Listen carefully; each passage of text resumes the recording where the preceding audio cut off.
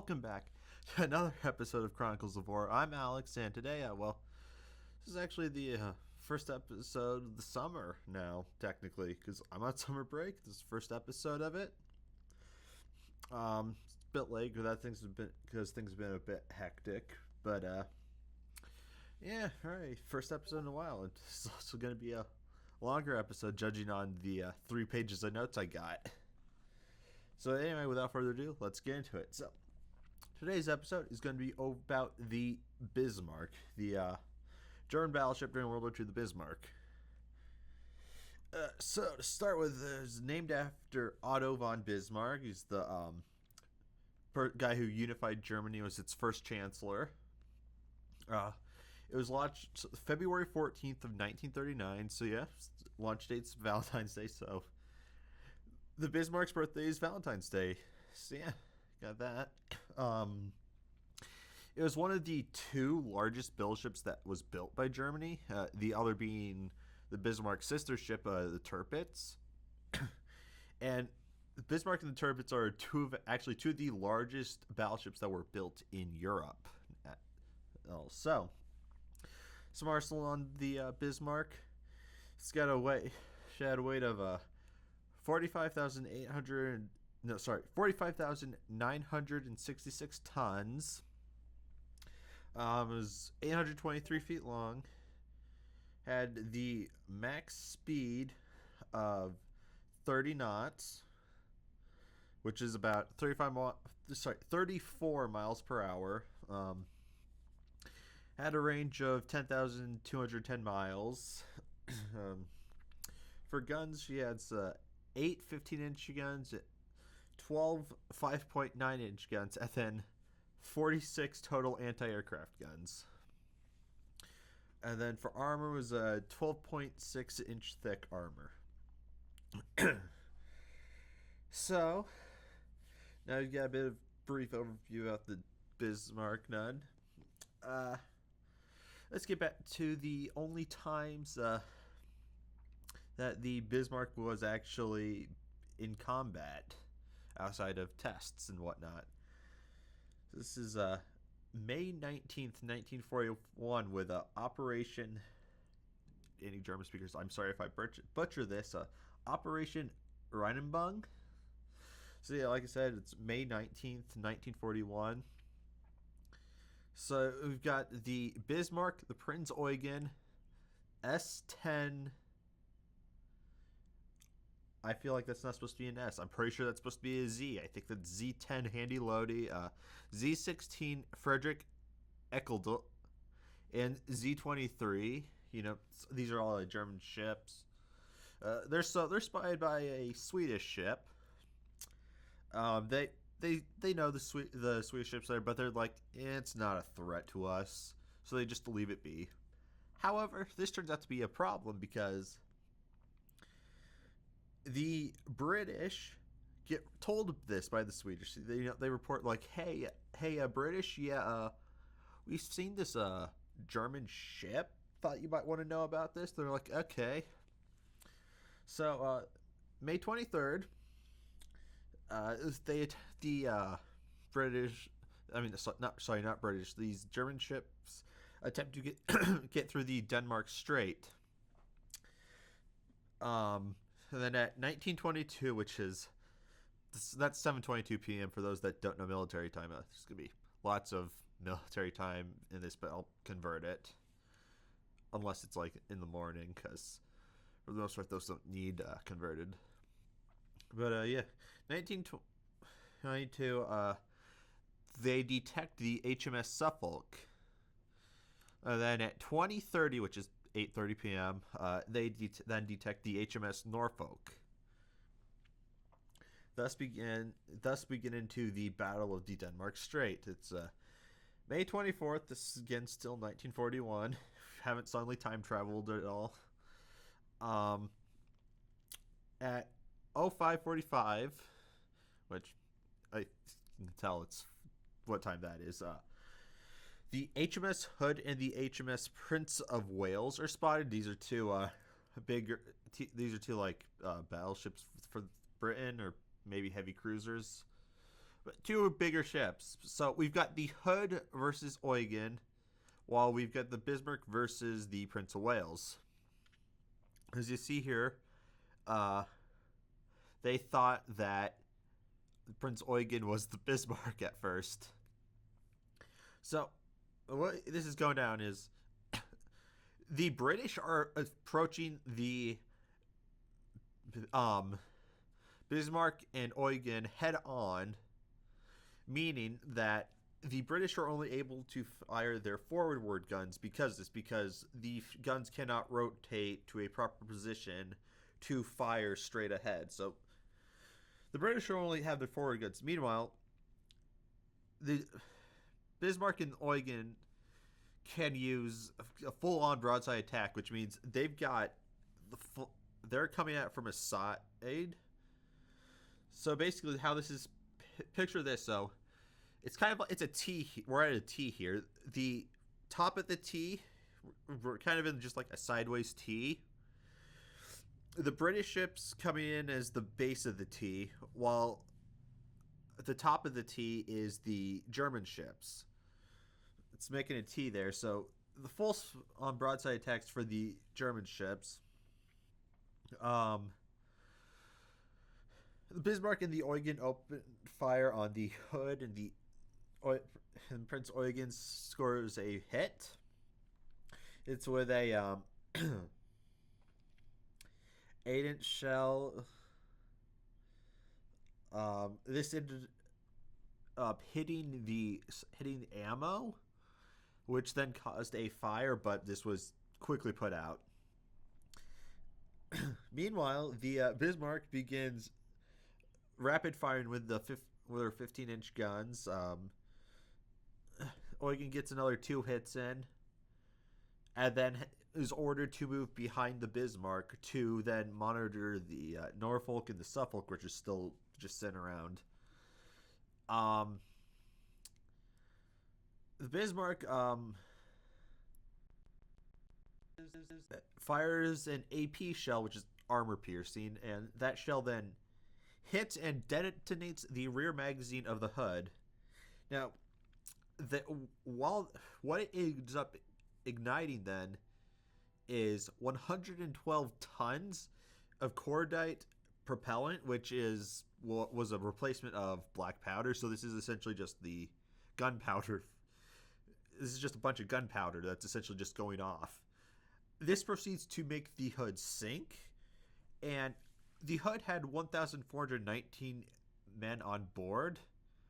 A total of 3 survived the sinking. Sorry, slightly recovering up from allergies.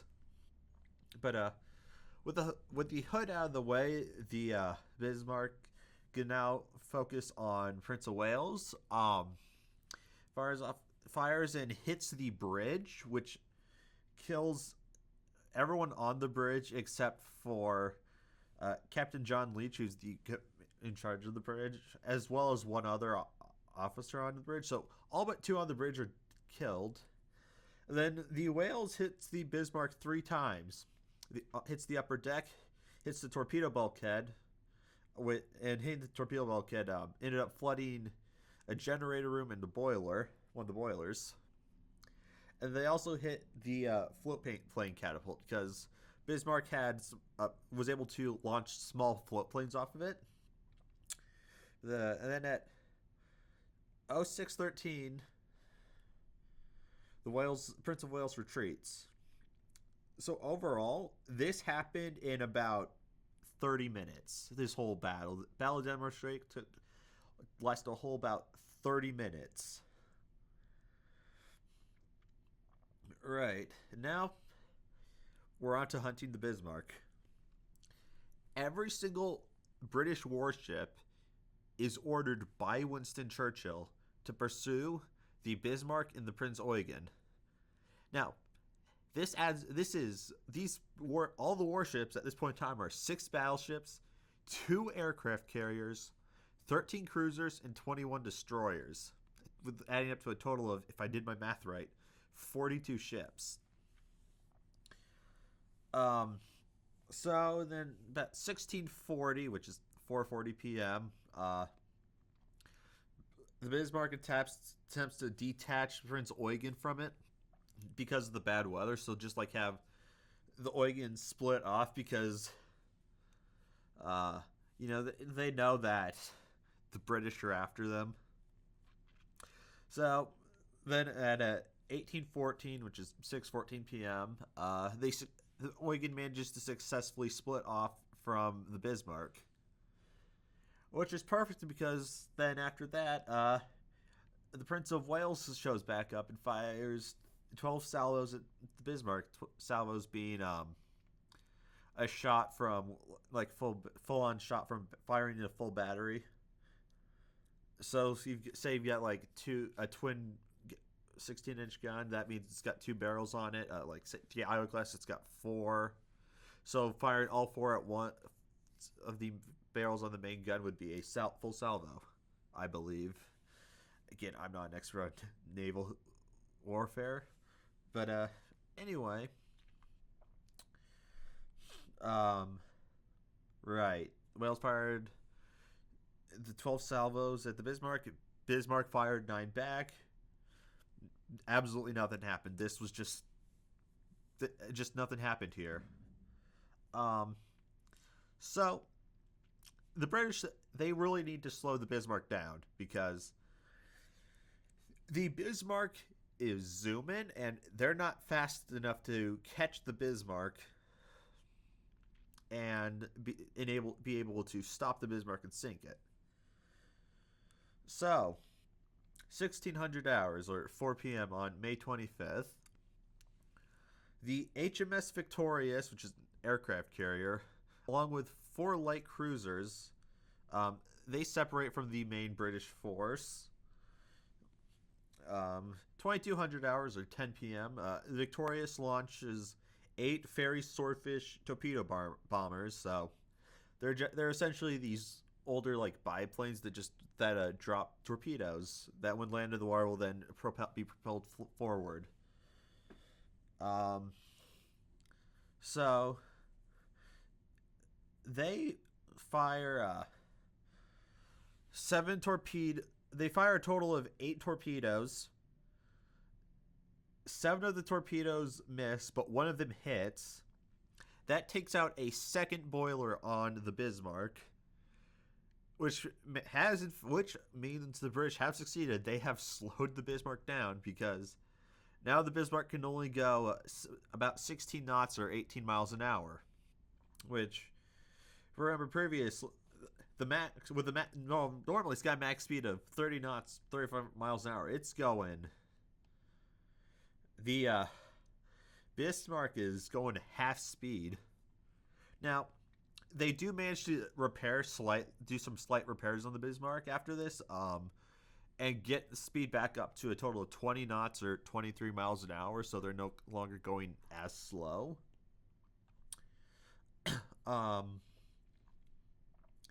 then a gap gets put between the Bismarck and the British group because there was some errors on the British's end because they were having to do some zigzagging to attempt to hide from the U-boats that possibly were in the area. They weren't, although the Bismarck was attempting to lead them to U-boats, but it was not successful.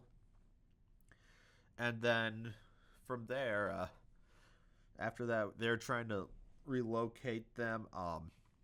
The Bismarck's like, hey, look, we're gonna go to France now instead of where we originally. They're trying to go somewhere else. I can't remember off the top of my head. I didn't put it in my notes, but they changed the mind and now they're going to France directly. And the British intercept this message, but through miscommunication somehow, they accidentally think that they're going straight to Germany. So the group starts going in the completely wrong direction before they finally figure out, we're going the wrong way. But then at 10:30 a.m., obviously, on May 25th, the Bismarck is located by British flying officer Dennis Briggs, and then Ensign Leonard B. Smith, who's from the U.S. Navy. So yeah, the United States had a part in taking down the Bismarck. But then at 20:47, which is 8:47 p.m., some swordfish from the HMS Ark Royale begin to attack the Bismarck. They finally found it. It's time. So they get in 2 hits. The first one, minor damage. The second one, this is the one we're focusing on, though. They roughly hit the rudder of the ship. Now, the Bismarck was able to make repairs to the rudder. However, the rudder jammed. Because of this, they cannot move they're able to go forward, and that's it. But because of this, the thing is, though, when they were trying to avoid those torpedoes from those swordfish, what happened was they were turning, and now they can't turn or anything now, so they're stuck turning, so they're just stuck going in a giant circle. This happens at 21:15 or 9:15 p.m. And then at 22:38 or 10:38 p.m., some destroyers from this group encounter the Bismarck. Fire a total of 3 the Bismarck fires at 3 salvos. 2 of those salvos end up missing the ORP Piorin. I apologize if I butchered that, because that is not English. That is, in fact, Polish, because this is a Polish destroyer. So yeah, that happened to be with the British. So yeah, there's another country that's involved in sinking the Bismarck that I didn't know about until I did this research. So then, daybreak on May 27th. HMS King George V and the HMS Rodney are leading the attack here. At 08:43, they spot the Bismarck. And then open up with their main guns. And then as they get closer, they then start using their secondaries, which have a much shorter range because they're smaller guns. And then the HMS Norfolk and the HMS Forest. Okay, that definitely has been spelled wrong. Hold on. I think I have a spelling error here. One moment. Alrighty, back with that now. Sorry about that, as it turns out. When you're writing stuff on mobile phone, autocorrect really just doesn't like the name of certain British places, apparently, or British ships. So anyway, it's the HMS Norfolk and the HMS Dorsetshire end up joining in. I believe that I'm pronouncing that correctly. So after this, the Rodney hits the bridge, and it's believed that everyone on board the bridge has been killed from this. There's unconfirmed rumors that the captain of the ship possibly was sighted afterwards, after the bridge had been hit, as well as as it was sinking. But again, it's unconfirmed. But let's hear. So then, after that, by 09:31, all but 4 of the Bismarck's main batteries are disabled. So the larger guns on the Bismarck, all but 4 of them have been disabled in some way. And just a minute before this happens, by 09:30, the decision is made to scuttle the Bismarck. Scuttling, if you didn't have, I believe I've mentioned it in a previous episode, but I'll say it again just in case you haven't listened to that one. Scuttling is the act of essentially sinking your own ship so that your enemy cannot board the ship and get any secrets or whatnot. So what they do is they open every single hatch below deck so that everything so water can get in and whatnot. And then they also plant explosive charges, which then will go off and ensure that the ship sinks. Okay, so at the same time, the decision is made to scuttle the Bismarck. If you're below deck, you're given the order to abandon ship. So during this whole confrontation against this final confrontation against the Bismarck, the British, it honestly shows you how good German engineering was at this time, because the British ships fired 2,800 shells. Over 400 of those hit. The Bismarck still would not sink. Okay, look.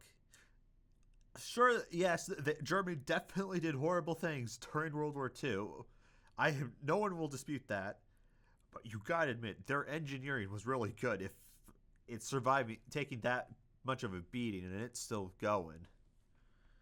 But anyway, eventually the Dorsetshire fires some torpedoes at the Bismarck, and then it fully sinks at 10:40.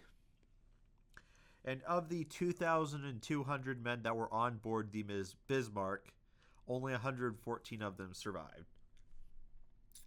And then June 8th of 1989, the wreck of the Bismarck was then discovered by Robert Ballard. He's also the guy that found the Titanic, ironically enough. A bit of a trivia about Bismarck. This first one is, I don't know how true it is. I only found it from I only found one source about this being a thing. But if it is true, it's kind of, I find it ironic because of this being BV, or the Beavers. Supposedly, the Royal Navy called the Bismarck Beaver. I don't know if it's true or not, but if it is, that's kind of ironic. So we've also got an unsinkable Sam. That is the cat that supposedly was on board the Bismarck that then survived the sinking. Some two, I guess, kind of like pop culture references to the Bismarck. There's two songs actually that I know of about the Bismarck. You got "Sink the Bismarck" by Johnny Horton, which is probably the more well-known of the two of these songs. And then my personal favorite of the two of them is "Bismarck" by Sabaton, which I believe is their most, if not their number one, then number two most viewed music video on their YouTube channel, I believe. Yeah, I'm pretty sure it's their most viewed video, and I can for sure say I've definitely put a couple of those views. Yep, it's their top viewed video on their YouTube channel with 100 million views. And well, I can definitely tell you, I put a couple of those views there. It's not even close between it and the second most viewed one, because there's that one at 100 million, and then the next one below that's only at 59 million. So that's a 41 million. If I'm doing my math right, 41 million difference in views. That song came out 6 years ago. Well, the video for it anyway. But yeah, that is the story of the Bismarck. You know, thanks for tuning in to listen to this. I know it's been a while since I last did a episode. Last one was a month ago about. Yeah, it was roughly a month ago. Was the last time I uploaded an episode. But again, been busy with end of school year stuff, and now having job, and stuff. So yeah, but thank you all so much for listening. If you haven't, I'd highly recommend viewing the official Chronicles of War Twitter account. It's at capital C Chronicles capital OFF 44. You can see whenever I upload a new video, get announcements like if videos get if an episode gets like, you can find out when an episode comes out, if an episode gets postponed, that type of thing. Now, speaking of episodes getting postponed and upload and whatnot, I don't know if I'm gonna have a go back to doing like weekly episodes or not, because I just don't know. With it being summer and all that, I might. I don't know if I'm gonna do weekly, bi-weekly, or whatnot. I don't know quite yet. I'll figure out as I go. I'll I'll attempt to keep posted on the Twitter. So again, another reason why you should follow it, because for sure, I think I'm starting to think though that I'm just gonna stick with bi-weekly, so like every other week. So like I'll upload it this week. It's getting uploaded, so that means next week no episode, and then the week after that episode. That's so far what I'm thinking. But yeah, you know, thank you so much for watching and get not watching, listening, and again, on the Twitter, I have a pinned comment where you can, comment like, "Hey, I want you to go over X, Y, and Z event in military history." You're like, "Oh, hey, you should go. You went over the Bismarck. You mentioned Prince Eugen. You can go over that." And who knows? I might. I don't know.